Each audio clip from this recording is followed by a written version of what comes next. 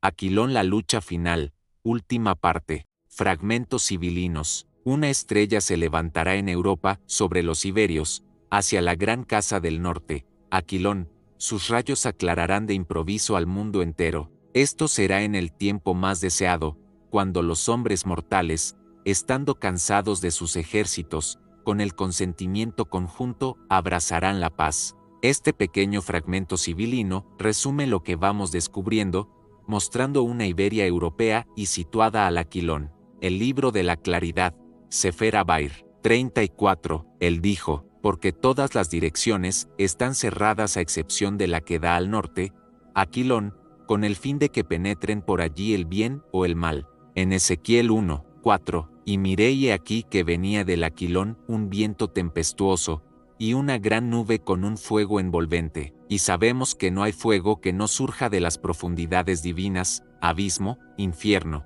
162. Eso nos demuestra que junto al Santo, bendito sea, hay también un principio, Midar, que se denomina mal y está situado al norte, Aquilón, tal como está escrito en Jeremías 1, 14, del Aquilón se soltará el mal sobre todos los moradores de esta tierra. 163. El Tou viene del norte, ya que no hay Tou que no sea proveniente del mal, provocador de los hombres. Sí, de allí proviene toda mala inclinación humana. ¿Y por qué está situado a la izquierda? Porque no puede habitar otro lugar más que el norte, Aquilón. En los mitos griegos podemos encontrar otro hilo tirado por Heracles, en la mitología romana conocido como Hércules, uno de sus mayores héroes, que vierte luz sobre los orígenes de España. Hércules es conocido por los 12 trabajos acometidos por un castigo de la Sibila délfica de los oráculos de Delfos. Dichos trabajos muestran un designio metafórico que aún no ha sido descifrado en nuestros días.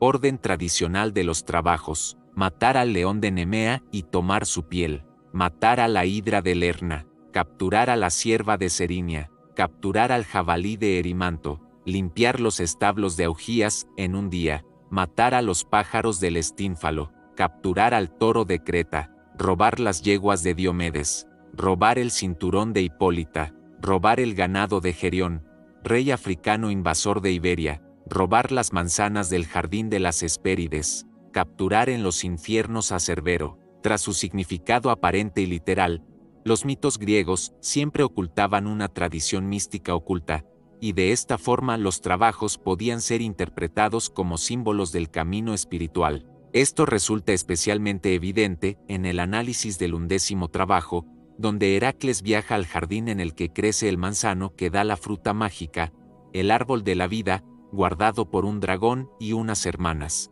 Un paralelismo con la historia bíblica del jardín del Edén, donde una serpiente animaba a comer la fruta del árbol de la ciencia, lo que otorgaba el conocimiento del bien y del mal. Esto es parecido a lo que el libro del Esplendor indica para Aquilón. En la mitología griega, las Hespérides, en griego antiguo hijas del atardecer, eran las ninfas que cuidaban un maravilloso jardín en un lejano rincón de Occidente, situado según diversas fuentes, en las montañas de Arcadia en Grecia, cerca de la cordillera del Atlas en Marruecos, o en una distante isla, del borde del océano. Adicionalmente, Hespérides, o también Islas Afortunadas, es un nombre dado por los antiguos a una serie de islas situadas en el extremo oeste del mundo, entonces conocido. Estas podían haber incluido Canarias, Madeira y Cabo Verde. Las columnas de Hércules llevan el nombre de este héroe griego. El sabio poeta Hesíodo habla en su Teogonía, en el 750 a.C.,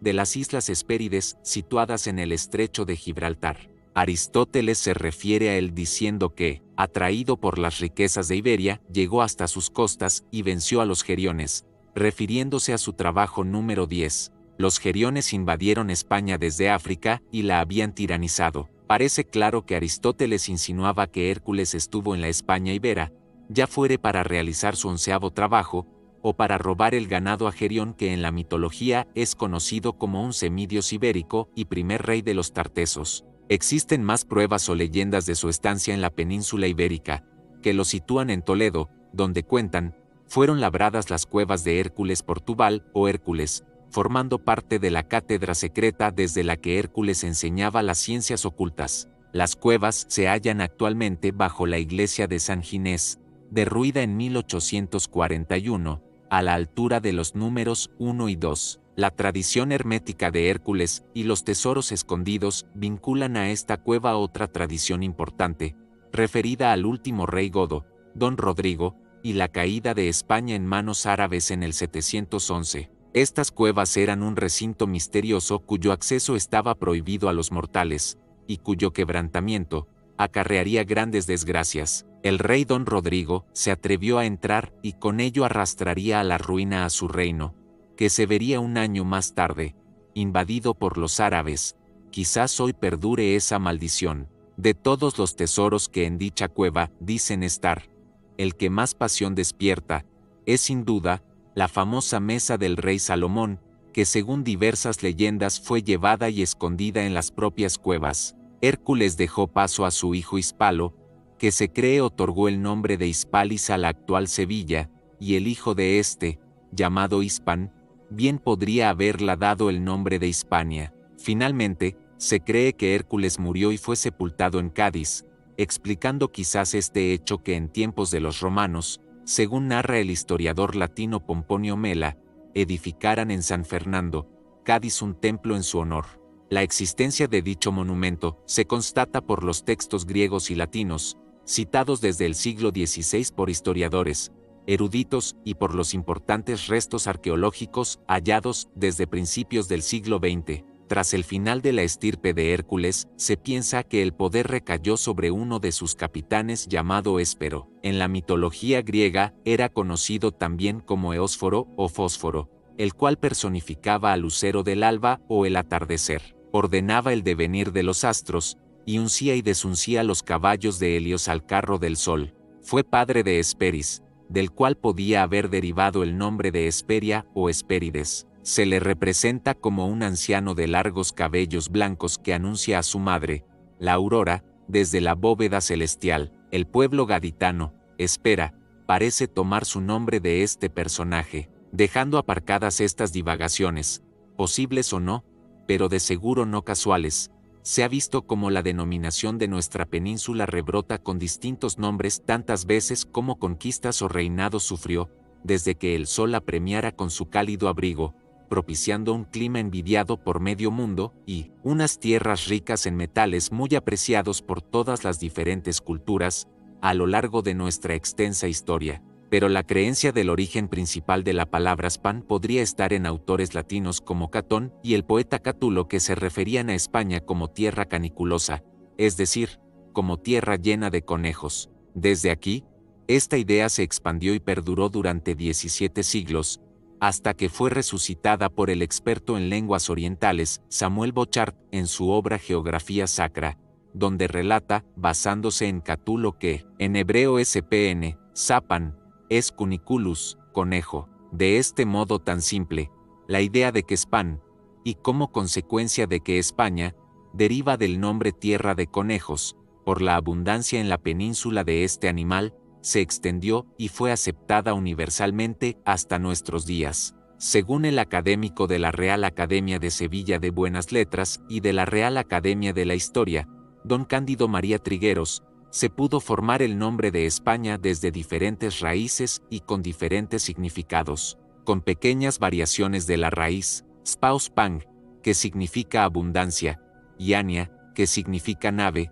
Se podría construir Spania, en el sentido de nave de abundancia, apoyando quizás la teoría de las naves de Tarsis. Con origen caldeo y hebreo encontramos Tzapan o Tzpan, tesoro, arcano, cosa oculta, y con la palabra ya que significa Dios, puede componerse Tzpania, cosa oculta de Dios. Con origen fenicio Tzpania, Spania, tesoro de Dios, o Spane, tesoro. La más cercana sería Span, que significa Aquilón o tierra del norte en caldeo y hebreo bíblico, la que el propio académico da como más probable, enmarcado en términos geográficos, sería Tzpaon o Tzpan, que significa el Aquilón, el septentrión o el norte. Al igual que en hebreo bíblico, Epsaoni o Hispane y Aquilonairis, se traduce como cosa del norte. La conclusión final que toma Trigueros es que el nombre de España no fue dado a la península por la abundancia de conejos, sino por estar situada geográficamente al septentrión o al Aquilón de los fenicios que viajaron en busca de riquezas desde el lejano oriente, pasando por África hacia el estrecho de Gibraltar. Pero otro estudioso cercano a esta idea llamado J. M. Solá Solé en su Enciclopedia Lingüística Hispánica de 1960, propone que este nombre fue primeramente dado a Andalucía porque era la tierra conocida de la península en aquellos momentos, ya fuere como Span, Spaní o Hispania, simplemente como la costa del norte. Geográficamente solo se han encontrado dos localidades con nombres similares a Aquilón en todo el mundo, una en Chile y otra llamada Aguilón precisamente en Zaragoza, España. También en la península se encuentra la Torre de Aquilón ubicada en Villajoyosa, Valencia. Así, nuestra España querida y codiciada por tantos pueblos a lo largo y ancho de la historia, mamó de distintos pechos la leche dulce de las costumbres y culturas, y la leche amarga del yugo de la ocupación de al menos 8 comadronas distintas, la de Tubal o Tarsis, la fenicia y la griega, la cartaginesa, la romana, la goda, la árabe, la natural, la austriaca y la borbónica. Todo esto nos hizo crecer como nación diferente y megacultural, que aún hoy florece ante la mirada recelosa de quienes un día nos conquistaron y bebieron del vino del dulce jardín divino peninsular, donde hasta el mismísimo árbol de la vida decidió crecer.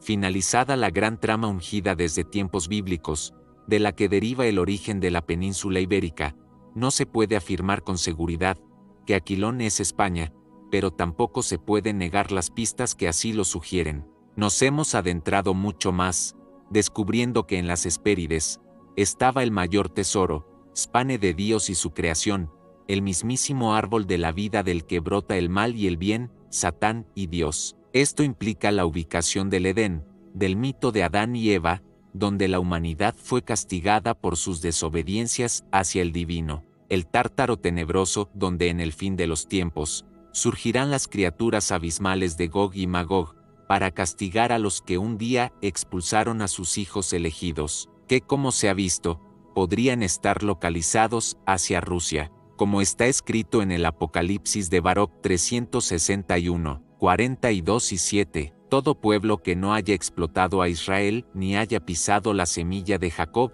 vivirá. Todos aquellos que te han dominado o te han explotado serán entregados a la espada de Dios. Desde los comienzos, hemos advertido un cruce singular y repetitivo que parece unir a dos regiones eternamente, la del occidente más profundo europeo, con la del norte más profundo del Cáucaso, en Ucrania y este ruso. La región de la Iberia caucásica, hoy conocida como Georgia, es el mejor ejemplo de que existe una confusión sobre ambas etimologías, pero no solo en esta lo percibimos. Tubal, según unos, ocupó la zona comprendida en los países y regiones caucásicos y adriáticos. Según otros, ocupó el norte de España. Tarsis, según unos, ocupó la zona turca de Tarso y según otros, el sur de España. El Tártaro es habitado por los pueblos turcos de Europa Oriental y Asia Central y según otros, el nombre tártaro dio pie al de Tartesos. Como colofón, surge la palabra que nos ha hecho indagar en estos parajes tan turbios y trillados. Aquilón parece ser situada en la Biblia, al norte de Israel, bien indicando Palestina, Jordania, el Líbano, Irán, Irak, y más allá, a Turquía o Rusia. Pero por otra parte, la teoría de Cándido María Trigueros sobre que, al menos el sur de la península, fue conocido como el Aquilón, nos parece verosímil y creíble. La importancia que queremos dar a la ubicación de las regiones de Aquilón no es fundada, ni exagerada, porque es el pilar donde se apoya la última encrucijada desvelada en la Biblia y diferentes textos sagrados. Así es como las propias profecías de Nostradamus de igual modo lo presentan. La cuestión es, ¿qué lugar quiere indicar el profeta cuando se refiere a Aquilón o Aquilonaire? Este es el dilema que hemos intentado acometer, porque aunque las fechas de la catástrofe no variarán, sí lo harían los lugares designados a sufrirlas, siendo España o siendo los países al norte de Israel mencionados. En la obra de Nostradamus,